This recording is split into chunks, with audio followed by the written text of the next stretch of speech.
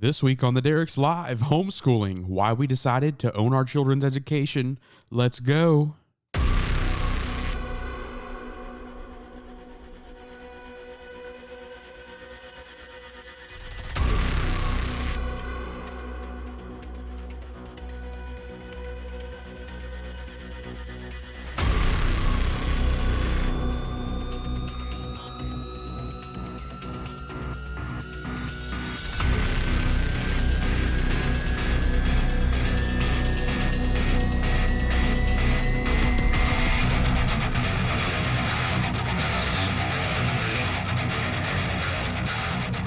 Welcome to this week's episode of the Derek's Live, the podcast for badass parents. My name is Sean. I'm here with my beautiful wife and co-host, Emily.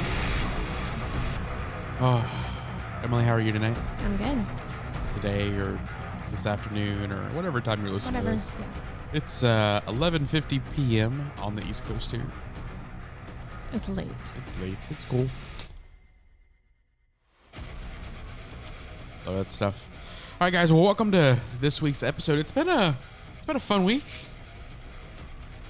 Very emotional week. We had a death in the family last week and funeral or memorial this weekend, and then some court stuff for another family member on Monday. That was a good outcome, but a very emotional. Yes. It's been very draining. Yes. I'm ready for, 6 months off. At the very least, a vacation. Yeah. Well, this week we've got a fun topic, Em. We talked last week about words of power, and that was a pretty hot episode. We're a little over 2,000 views on YouTube with that one last week. It was pretty cool. Yeah. So we took showers this week for that guy. Yay comments. Yay comments.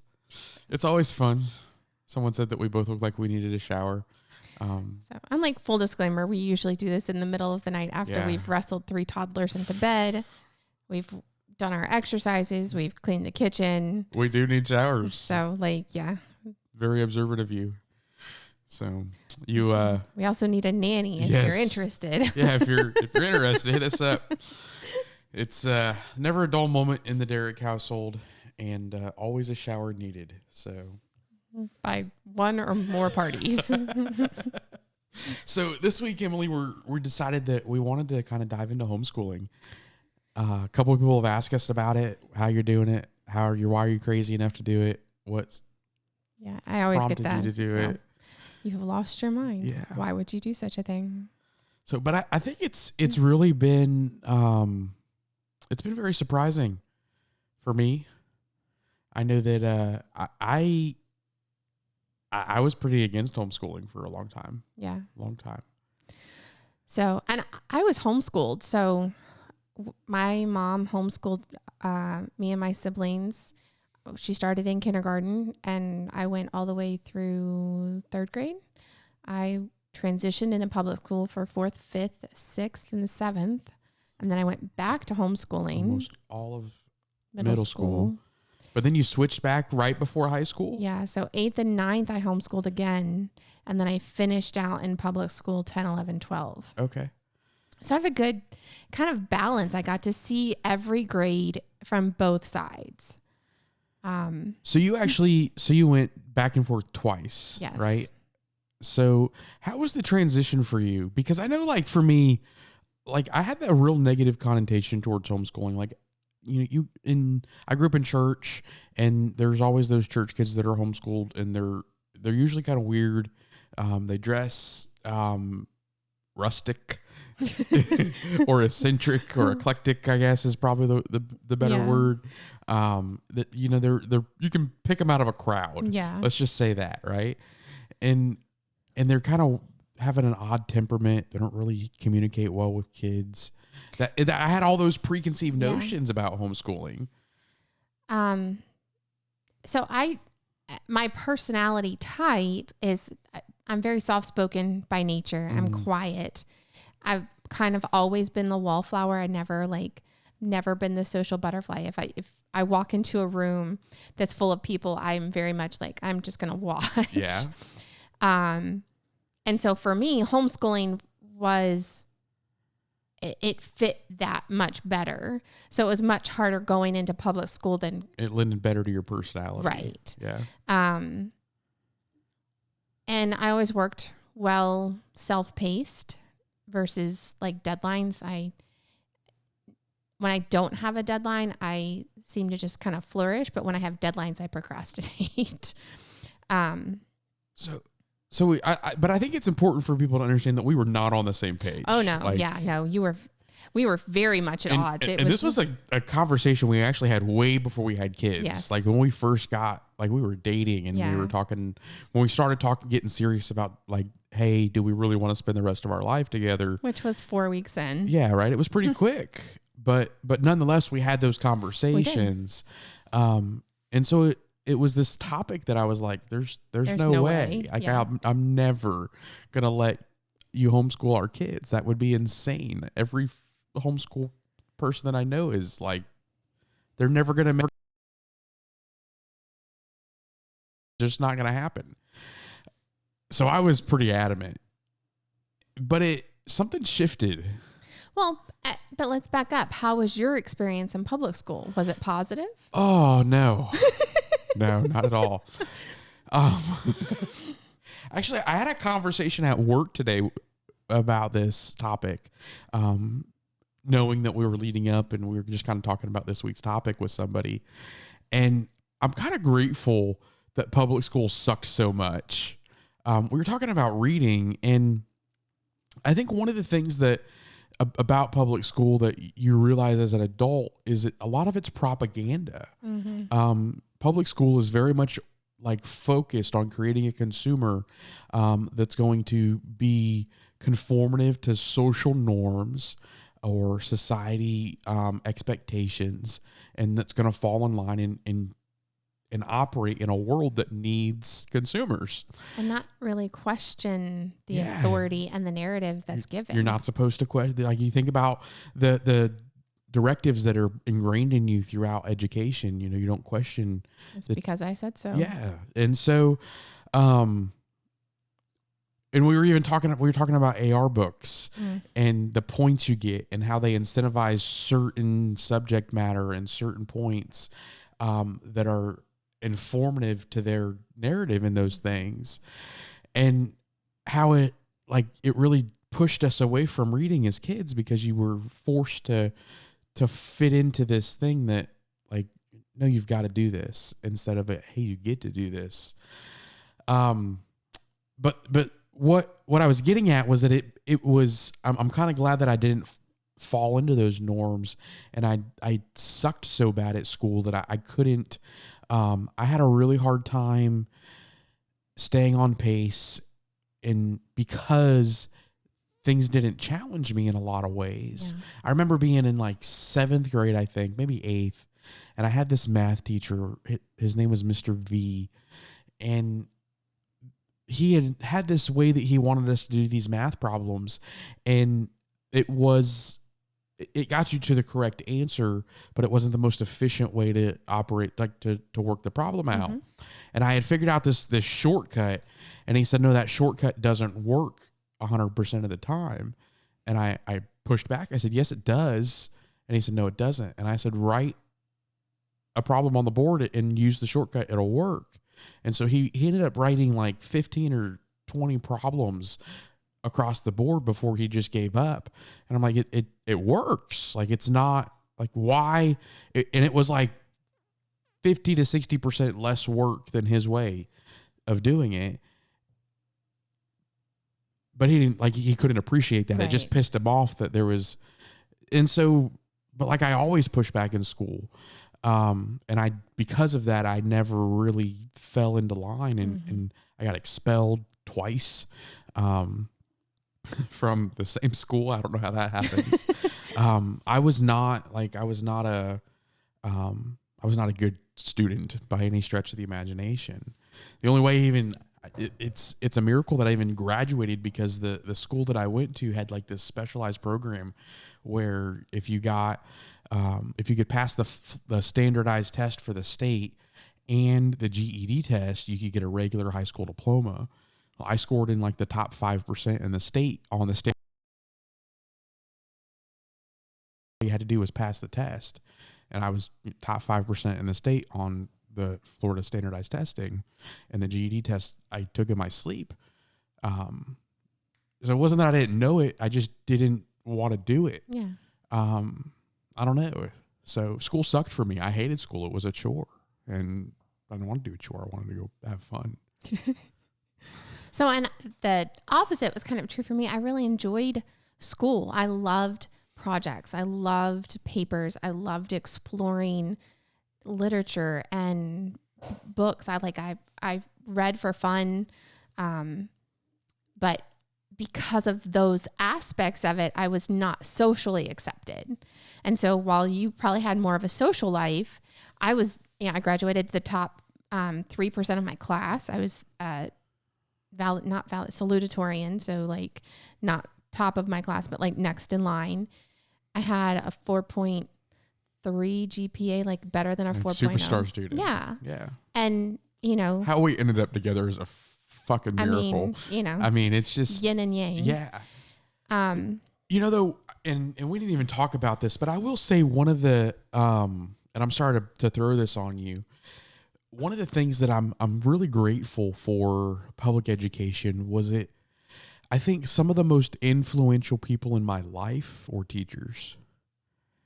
I can pick out like 4 or 5 through my education that really were very formative in who I am today. Yeah. And I'm super grateful. I'm like trying not to cry even thinking about it. I'm super grateful for some of the teachers that helped me get through.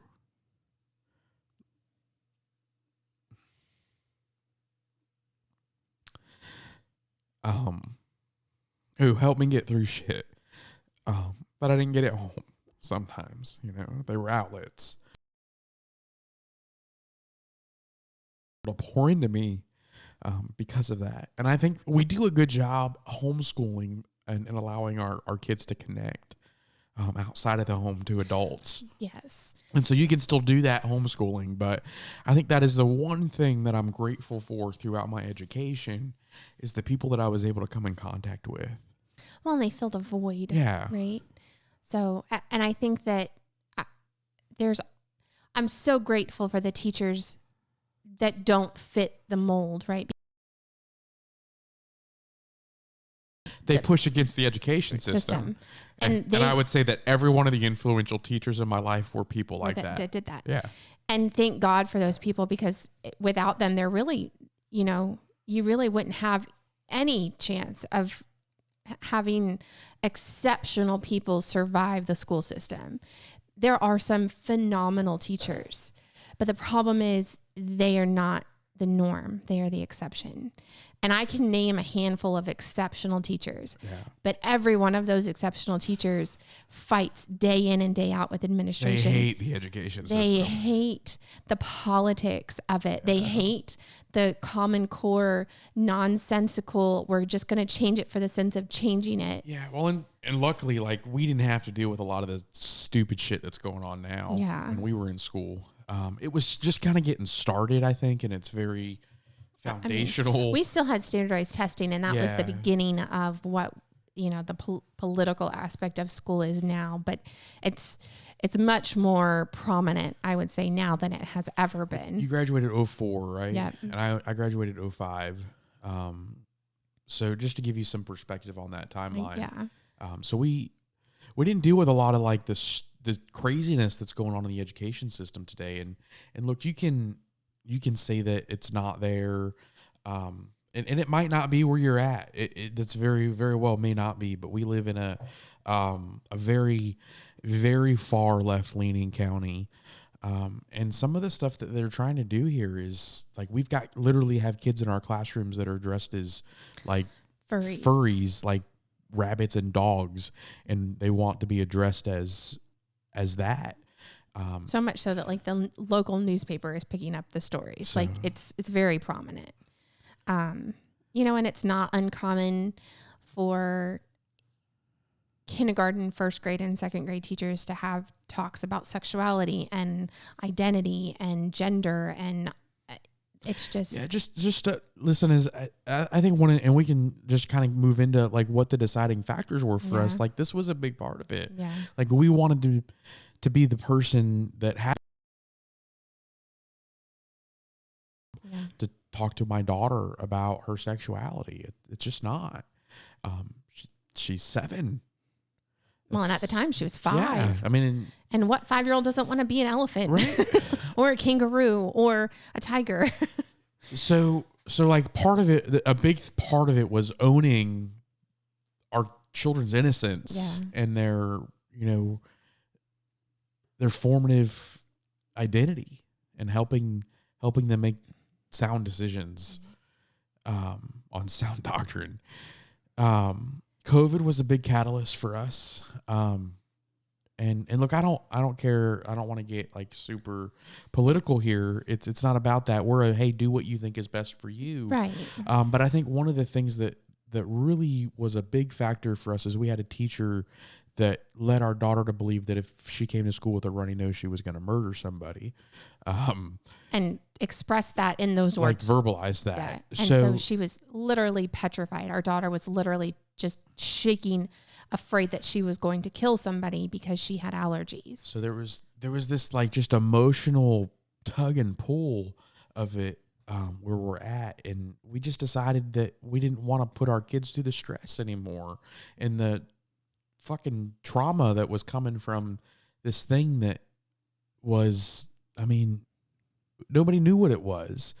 And so it was just getting way over, it was missing the common sense element. Yeah. So like, we don't tell 5-year-olds that they're going to kill people. Like that's just common sense. Like we take precautions. We wash our hands, we blow our nose, and we throw away the tissue. We don't sneeze in people's faces, like common sense. And that aspect was really thrown out the window in so many regards that it became this like out of proportion fear tactic that literally led their day-to-day life. And so we made it through that first COVID school year. There was like 3 or 4 months or 2 months basically at the end of the year that, they kept them home for a few weeks. Well, we started at home. Yeah. So in kindergarten, we started at home because everybody was at home. Well, no, because COVID started in like February, right? So, but remember, we started August, September, and she started the very second 9 weeks. Yeah. Because we weren't sure. We didn't know what was going on. We had moved to this new county. I just had a baby. Mm-hmm. So we didn't know all of the details. And it was just kind of, so we were doing the best we could. Best we could, right? With the information you had. So at first we kept her home because we were like, well, shit, we're not going to like send her to school to go die. Yeah. Because that's what everyone was leading you to believe. And then I think as pressure kind of backed off, it was like, all right, well, it's time to like, let's go live life and be like, not be stupid, but not like lock ourselves in a box either. We made it through the first school year. And we started the second school year very like cautiously pessimistic, I think. there wasn't a lot of optimism. No. Because we went in for like parent teacher words. Yeah. They don't want parents. This for another year. Yeah.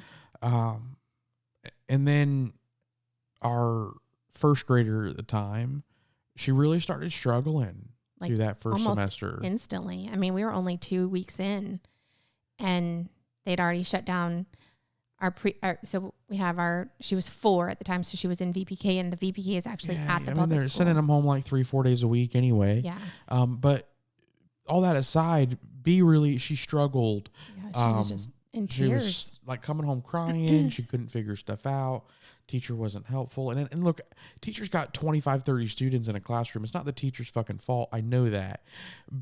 But she was really having a hard time learning in that environment.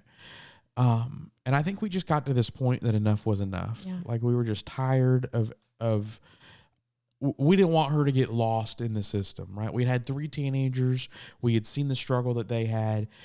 At that point, we didn't have the financial means for one of us to stay home and focus on education. And so that was a big part of it too, is that we're in a different financial place now, and it wasn't a necessity for you to work.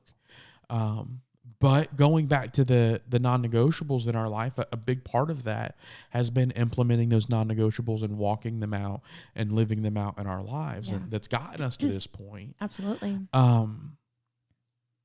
So that aside,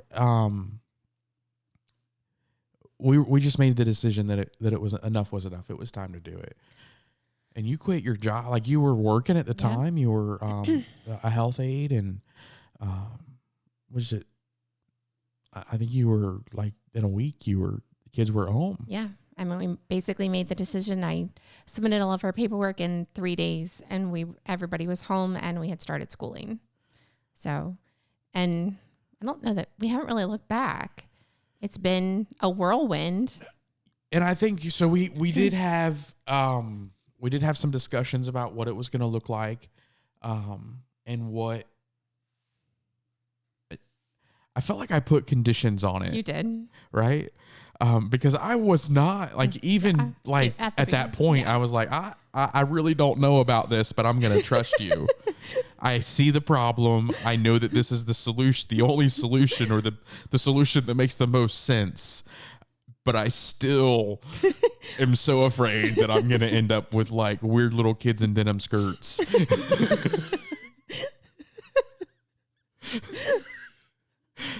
And so I was like, just listen, you've got to socialize them. We've got to have an activity. They all got to have their thing.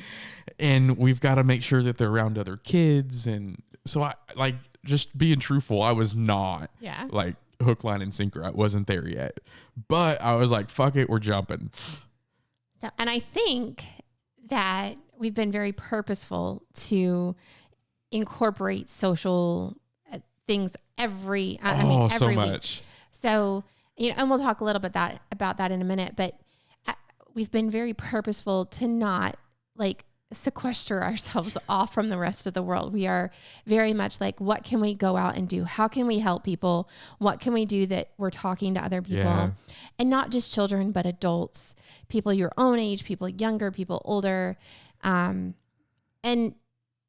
being who they are in their most innocent and true self. And this was the cool thing for me, is that when we made this decision, when we finally did jump, we finally got to see each of our children in these beautiful, full lights and our oldest, who's 7, I think it's the most visible with her. So when she was in kindergarten, God bless her, she would doodle on everything. Oh, everything. I mean, the walls, the bed, the sheets, the jacket, her arms, like anything artistic. Like, I wanted to cut my hair because I wanted to see what the ankle would look like. So, okay. And can I tell you that as a parent, there's 2 very different perspectives, because when you're the parent that's been working all day long and you're coming home and you're trying to get dinner ready, and the kids are being assholes because they've been at school all day long and they didn't have a very nourishing meal probably while they were there, because we're cheap and we didn't pack a lunch. We sent them for school lunch. Or they didn't like what you packed. Or they didn't like what you packed. Happens all the time. So, but anyway, everybody's in a crappy mood because it's 7:00 and we're trying to get dinner on the table. And now one of the kids has drawn on the bathroom door. Yeah. The perspective's very different there when you've been home nurturing that kid all day long and you understand that they need an artistic outlet in their life and they haven't gotten that all day. And not only that, it was like an actual fight against, like, the kindergarten teacher actually had such an issue with her doodling on her papers that she was taking points off of our kindergarten paper, like her homework. She was taking points off because she doodled on it. Did she do the work? Like, yes, just leave her the fuck alone. It's a picture. Who cares? And she's 5. And, like, it was just destroying who she was, because this little beautiful artist in the making was literally being told, like, if you do this, you are literally not succeeding. Everything that you work for means nothing if you draw on this. And if you're raising a Picasso, or if you're raising a Rembrandt, or if you're raising the next Walt Disney, there's going to be doodles. Yeah. There's going to be messes. It's going to be funny and chaotic and absolutely like hair pulling out crazy. But that's what an artist looks like. Yeah. And when you kill that, you don't know what you're losing in the. Well, we were talking about it before. Like, if we hadn't made this decision, we might not even know that she was like, because we were just kind of oblivious to it before, and shame on us for that. But damn it, man! Like the thought that like we were this close to her never being or never having the opportunity is just mind blowing. Well, and for her, it's her love language. Like, it's how she talks. Very much so. It's how she communicates. And figuring that out, because we became her teachers, now we get to use art to teach her everything else. So she's interested in history because there's artists throughout history. She's interested in angles and geometry because that's what shapes are. That's how you make the things that she draws. And so now we're using rulers and protractors with a 7-year-old because she wants to understand how angles work and what dimension looks like. She wants to understand how shadows move. Yeah, I think that it's been really like that's one of the things that honestly has surprised me the most is how much it's changed her perspective on learning. Because it's changed it from like learning is this chore or this task that I'm required to do to, hey, I love doing this. And if I learn how to do this too, it'll make this better. Everything ties back to who you are. Yeah. And being the best version of you. And so she's literally, she's doing things and trying to figure things out because it adds to her worth and her fun. Yeah. And it changes it. It really, man, she'll see a book at the store that's about like a kid artist or, it'll be about something that she really likes. And she's like, oh, I want to read that one. Yeah. Because you've nurtured that out of her and I'm gonna be an artist. Yeah, there is no hesitation. I'm an artist. I'm an artist. Right. And so shameless plug, check out her Facebook page, Art by B. We started that for her a couple weeks ago, and every now and then we're just dropping. Yeah. I'm trying to do it at least once a week. She started at like technical art classes with a like published artist, who's also an illustrator and has been doing art for. So she does a lesson every week. So I'm at the very least I'm uploading her art so we can kind of track her progress. Yeah. But as she does stuff at home, I'm also going to try and put that on there. But yes, please follow along, check her out, see what she's doing, encourage her, because it really, it's exciting to see somebody blossom at such a young age. I think it's one of the coolest gifts that we get as a parent is to see our kids figure out who they are. Yeah. And then help them become the best version of that. Yeah. Right. I think if you're not doing that, guys, you're missing it. Like you're really missing it. If you're just putting your kids through the ringer of school for school's sake, shame on you. Like you need to figure out what makes that kid tick, figure out who they are and let them become the best version of that. And you know what? If that's a doctor, then push them to do the things that doctors need to do. That's okay. But man, if that's a model, school looks a lot different. Yeah. If that's a sports announcer, school looks a lot different. What's important looks a lot different. Well, and I think that's kind of where I think that education as a whole has missed the mark, that we are all these different beings, right? We're all, so like, let's say shapes, we're pegs, right? And we've got round have is this, rough square hole that we're just trying to slam everybody down into. And you're taking all of the extra stuff and it just kind of shaves off so that everybody fits this peg. We're not all built the same. We don't all, and thank God for that, because how boring would that be? Not to mention, like, our country would look terribly different if we all did break molds. Yeah, right. But like, recognize that your children, even at a very young age, are unique and have individual strengths and weaknesses. And we've read so many books, but one of the favorite things that I've kind of pulled, and I can't even tell you which book we read it from, but they were talking about if my child is a superstar in math, but is flunking every literature class that they take, I'm hiring them a literature teacher. But in reality, you should be hiring them a math coach, because where they're strong, let them be amazing. Yeah. And the weakness will balance out, or it won't matter. Like, the reality is, think about your school experience. What did you learn? What were you good at? And what did you end up doing as a job? It probably wasn't the thing that you hated in school. Yeah. So yes, you should try to be successful in the things that you come in contact with. But the reality is, you're not going to be the best at everything, but be the best at something. And whatever that is, pursue that with all of your heart and find that out, help your children figure that out and help them grow and nurture in that. Because, oh my God, watching them blossom and flourish in their gifting, there's not anything better as a parent to watch. So, but we were also talking about our 5-year-old and how kind-hearted and tender she is, and that kindred spirit that she has.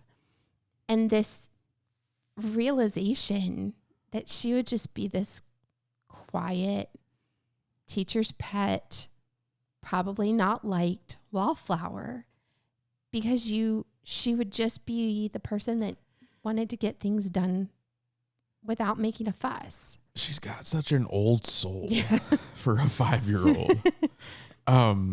And she's just that personality. Like, when people talk to her and they meet her for the first time, we often hear like, hey, like, there's something different about that one. She's special. And she loves so big. Oh, so like, she just is just, you can't even explain it. Yeah, she's just so tender. But we were talking about, like, what would have happened if, if she had to be in a room with 30 kids and just conform, and she would miss so much of her. You just miss who she was. We would probably miss who she was, because, again, you're coming home from that 9 to 5 and trying to put dinner on the table and rush through homework and run the process and, go do the club once a week or whatever they're doing. And, like, it changes your pace. Yeah. Not only your perspective, but it changes your pace. And it changes what's important to you, I think, when your focus is that. So, and I think there's some things that you do very purposeful, to make that human connection and to be able to kind of see and help pull those things out of them.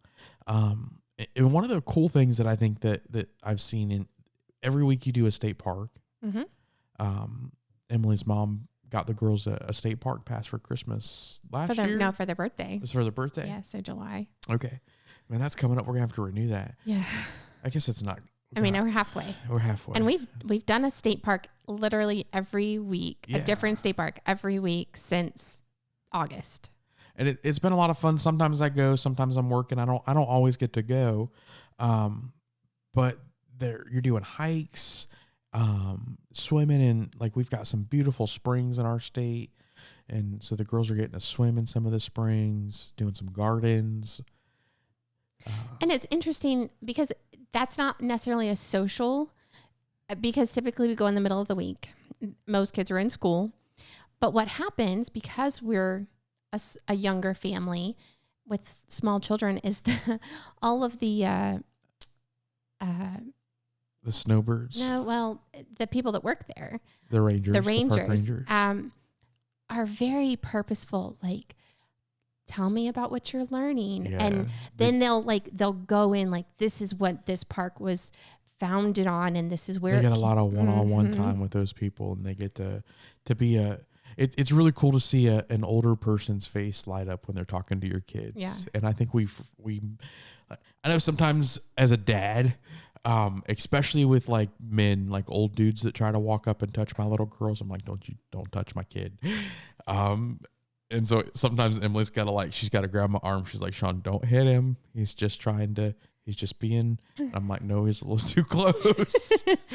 And we have different views on that because I've done senior care work the majority of my adult life, and some of my teenage life, I've worked with seniors. And so there really is this, when you don't have children at home, you miss it. And so it's this beautiful thing getting to see it through their vantage point. Like, you really are going to miss this. Mm-hmm. Don't blink, because there's so much happening in this chaos when you're ready to pull your hair out. And having that vantage point so frequently is such a good reminder, like in this crazy mess that we call life. Yeah. This really is what it's all about, and you're going to miss it when it's gone. So cherish every single moment and just embrace it. And we've had like just people come up and like tell us about the state parks and what animals they've seen. It was really fun. We went to Silver Springs a couple weeks ago, and there was a guy walking, and we were like, have you seen the monkeys? Because apparently there's monkeys at Silver Springs. There are. I've not seen said monkeys, but he pulled out his phone, and I'll be darned if he didn't have 100 pictures of the monkeys, and he was showing the girls like, this is where they hang out, and I have pictures on my phone. And he was really kind and like very appropriate. And it was just this cool moment to see them like light up, like, oh my gosh, there's really monkeys in Florida.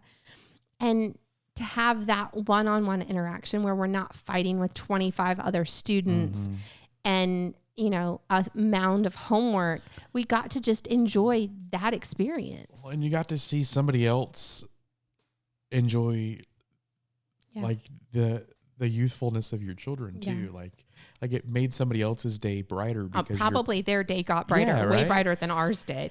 And so then I think one of the cool things though, like we got to do a park, and we did a hike at a local park here, and watching the girls like get excited about different things on the hikes, you know, look at the color on the flower. Like our 7-year-old, the artist, is very much into like, oh my God, that's a beautiful flower. Look how pretty that is. Look at this. There's a shape in the tree. And the other one's like, oh my God, did you see the cockroach? Look at the lizard. Look, there's a spider over there. Yeah. She's going to be like our zoologist or something. Yeah. She loves animals. And so it's really cool to see what's important to each of them as you're going through. Yeah. And you really, you get to see some of those identity things come out. And so through that, we started doing a lot of museums. Emily was telling me, I didn't get to see this. I was working. And it was totally on accident, because we live near Gainesville. And so Gainesville has a lot of museums, and there's a natural history museum. And we went there first, and they had the dinosaur exhibits, and our 5-year-old was just all about the dinosaur exhibits. But right next door, which was our not plan, was an art museum, and it was included in our pass. Yeah, we've got this awesome annual pass. We'll put it up on the website. Yeah. You have a link to it. But it includes like so many different science centers. It includes several museums, and locally it includes the majority of the museums that are local.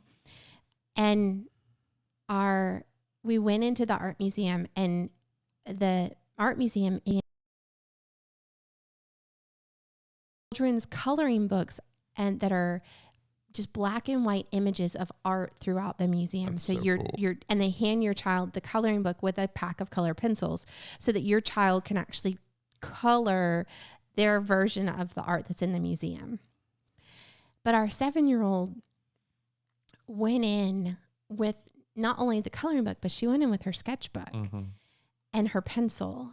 And she got to this point where we were sitting in this section of the museum that was kind of walled off. And there were these gigantic paintings that were probably 6 feet tall. And it hit her in such a way. I like art, but art doesn't make me emotional. I've never. But seeing her, she got emotional. This 7-year-old who struggled to learn to write her name. The 7-year-old who couldn't count past 10 until 6 months ago. Sat in an art museum to the point of tears because she saw what she could be. Yeah. Her art's going to be in a museum someday.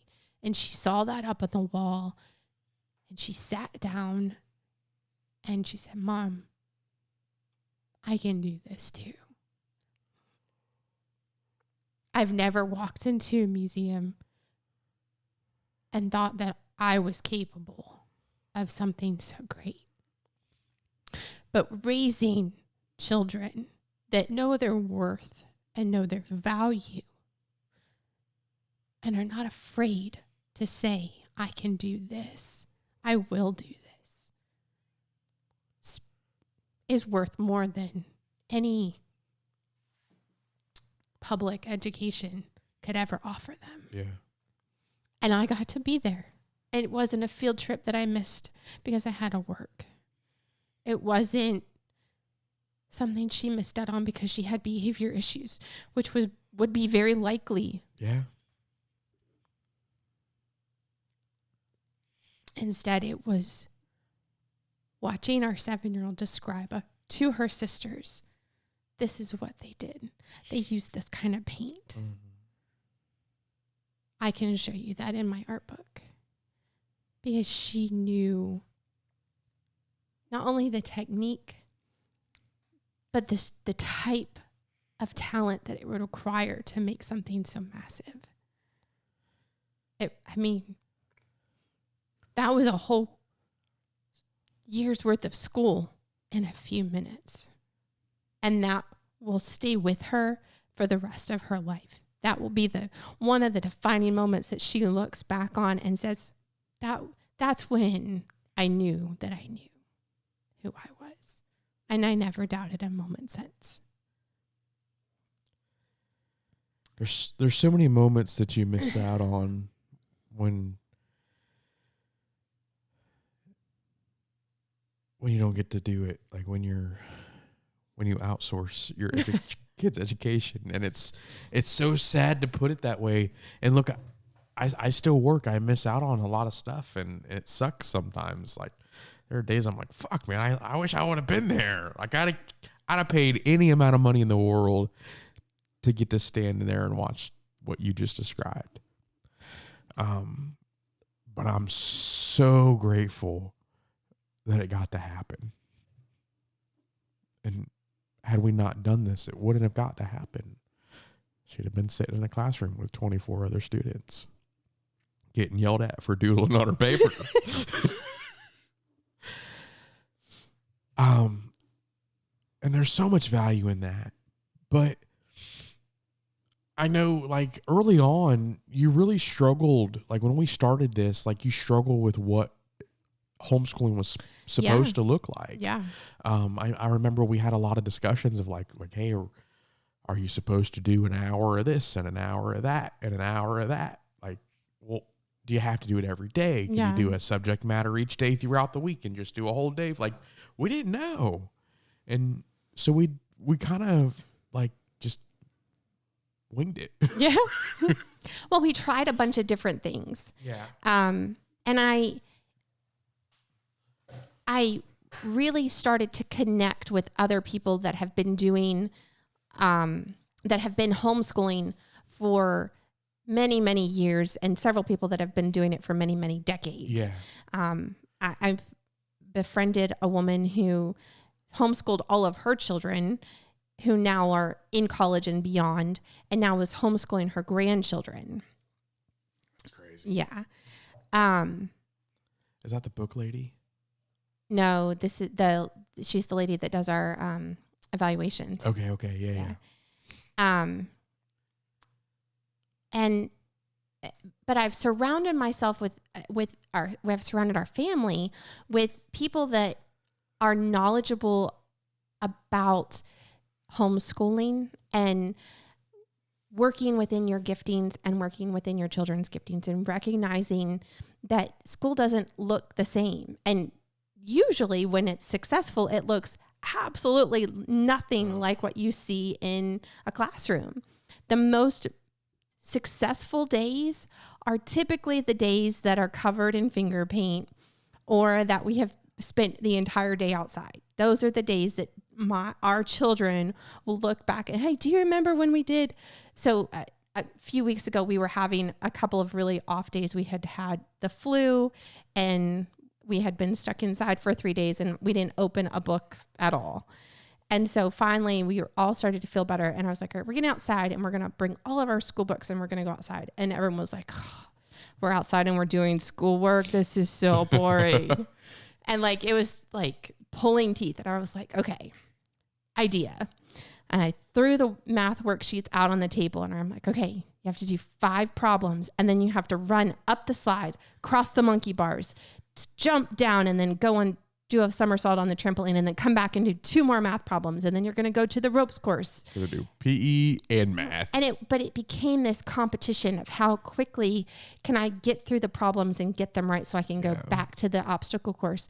And that has now they request, hey, can we go out and do math outside and do it on the obstacle course? Like every day. But it changes the way learning looks, right? And learning can look like whatever you want it to look like. And we struggled with that in the beginning, right? Like it was like, oh, we got to print out some worksheets and teach them how to do 2-step. Like, do I need to go buy desks and chairs? And do we need a homeschool classroom with stuff all over the wall? And like, I don't know, like we really struggle with that. We put stuff up on the wall and like decorated and like, oh, we're going to have a classroom. And like reality is we really don't use the classroom. No, it looks cute. It's cute, right? And it's our library and we sit in there, but it's not. But I mean, honestly, I know several teachers and every year they decorate their classroom and it basically does the same thing. Like it looks cute, but it's not like it doesn't do anything. It's just there. So, but it's really changed. It's changed everything we do. Because everything you do becomes a teaching moment. Yeah. And finding the teaching moment in everything is fucking cool. Yeah. Like, I don't know, we were walking downtown Port Richey last weekend and we walked in that little art shop. And the same thing happened. We're just finding artists all over the place now. And Brianna went up and introduced herself to the lady that owned the art shop. And Brianna told her, I'm an artist. And the lady got so excited. And she's like, well, do you know that I have a budding artists exhibit and you can be featured in our artist? So like instantly it turned into this little entrepreneurship lesson about being an artist. Belle found a little lizard or something. And we were talking about like why the lizard it was cold out. For Florida, it was kind of chilly. It was chilly, yeah. And the lizard was kind of shivering and chilling and like cuddling up to her, and she didn't understand why he was doing that, so it turned into like this little teaching moment. It's the difference between warm-blooded and cold-blooded, and why the lizard was warm in her hand and why that made a difference. And so she literally went on this walk with this lizard for probably 15 minutes. It was and the lizard just hung out like on her arm, and eventually he was like, deuces, I'm nice and toasty now, I'm out of here. And it broke her little heart. But it's kind of crazy how everything really does become like some type of just little lesson. Yeah. Because you're looking for those moments. And when you work that 9 to 5 and you got to come home and put dinner on the table, you're not looking for those moments. You're trying to get the kids in bed so you can have a moment of peace. And we have those, like, Yeah. understand, like, this is not easy. No, there are days like we were talking about this earlier, like you were like, today sucked. Like, I'm ready for bed. Yeah. You know, those days happen. Like there's days that you like, it's a shit show, Yeah. but it's your shit show. Yeah. And you got to decide what the shit show looked like. So, And we all came out on the other side of it, for the most part, unharmed. Yeah. And, you know. All the emotional damage. Well, and this is something that we don't really talk about. But when you send your children off for 6, 7, 8 hours a day, you don't really know what. You have no clue. What's going on, what's being said, what's being done. And you hope, God, you hope. And you pray that your children are safe. But the peace of mind, at the very least, that, you know, we are doing a great majority of the growing and the learning in a safe and healthy environment. And that we're the main people that are influencing what our children are learning is great peace of mind. It really is, knowing that like we get to pick the values that we get to pass on to our grandchildren, because it's our legacy. Yeah. At the end of the day, it's our legacy, and I want our legacy to be like badass motherfuckers, right? I don't want no pussies. Like, there ain't no room for pussies anymore in the Derek legacy. And I want to control, like, I want to be the one that gets to influence that. I want it to be our values and our non-negotiables. And this is the way to do that. So if you're just joining us in this episode, and we've said this thing, non-negotiables, a couple of times. If you go back in our podcast, we have a series of 7 non-negotiables. And we talk about the foundation of what it is. It's the person the parents that your children deserve, the spouse that your spouse deserves. And the beautiful and really tremendously awesome thing that we have gotten to see firsthand is that once we applied these values for ourselves and we understood them and we saw them work, we began teaching them to our children. And that's part of their schooling. And they're not having to learn these values at 35, 36 years old. Mm-hmm. They're learning them at 2 and 5 and 7. And it's becoming their personality, and it's shaping how they do everything. Their whole day is shaped around these non-negotiables. And everything we do touches on these things and becomes their value system that shapes them. And that's the beauty of homeschooling, that when you decide that this is worth the risk, this isn't the easy thing. Please trust me when I tell you this is not the easy way. This is the hard thing. This is not the easy way out. It would be so much easier to put those fuckers on a school bus every morning, and hope for the best. But they're worth more than a little bit of hope. So much more than that. And so much more than that. We are willing to risk it all to give them the very best chance at becoming the greatest version of themselves. And in the process, we get to watch it happen.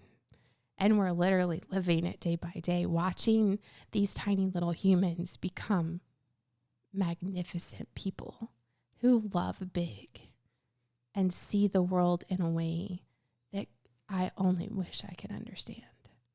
And there's so much excitement and adventure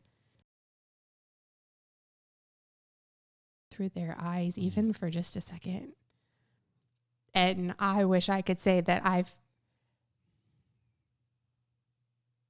have taught them everything they know, but the reality is they're teaching me day in and day out how to see things differently and how to explore and how to be spontaneous and see the beauty in the absolutely mundane things that I've missed for 35 years. And I wouldn't trade it for a second.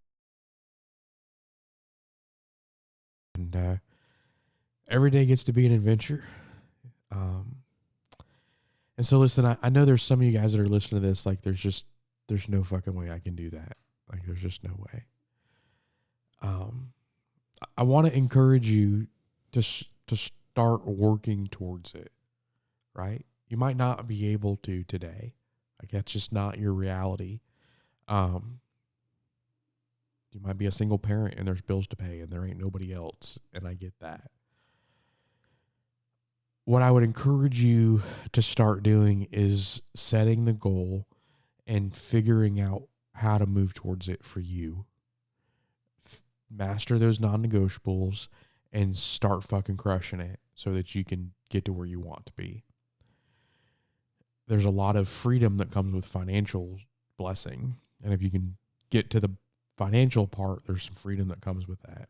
It's not about the money. It's about the freedom that comes with the money. Absolutely.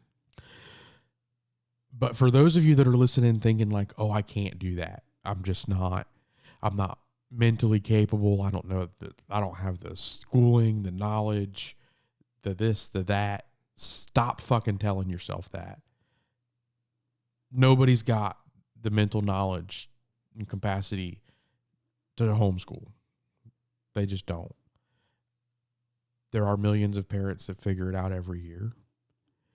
And I can guarantee you that the focused, loving, and devoted education that you give your child will be leaps and bounds better than any public education they will ever receive.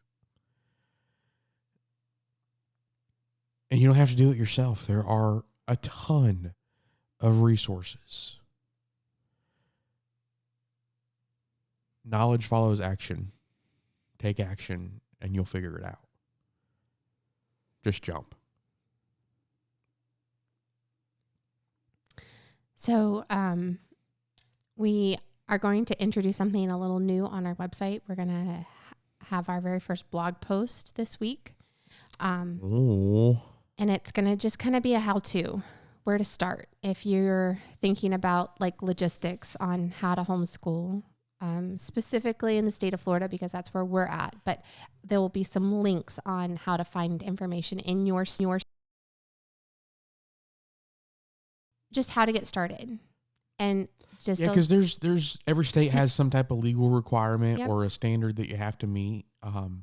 Some type of portfolio you have to keep in Florida here that we have to prove progress and stuff like that. So, what we're gonna do is put together a post that's will kind of give you some resources to figure out what that looks like for you.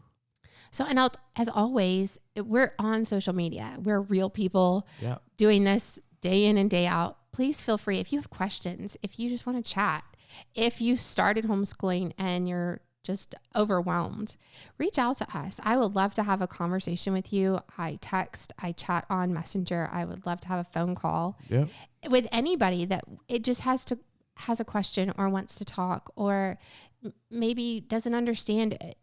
We're here to help in that scenario. And we don't have all the answers. We're kind of figuring this out as we go along. But I can tell you that from our experience, there is not anything more valuable than the lessons that we've learned along the way. Yeah, the answers we don't have, we'll tell you, we'll find them for you. Yeah.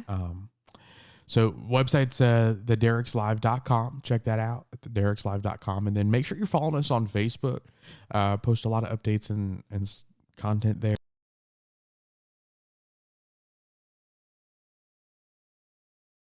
And I'm Sean Jason Derrick on Facebook. You can find me there.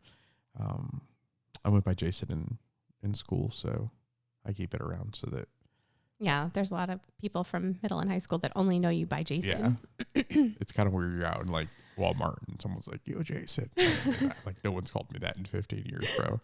So it's weird, but it happens. So really cool on our website too. We actually have some Derrick's Live swag. Oh yeah.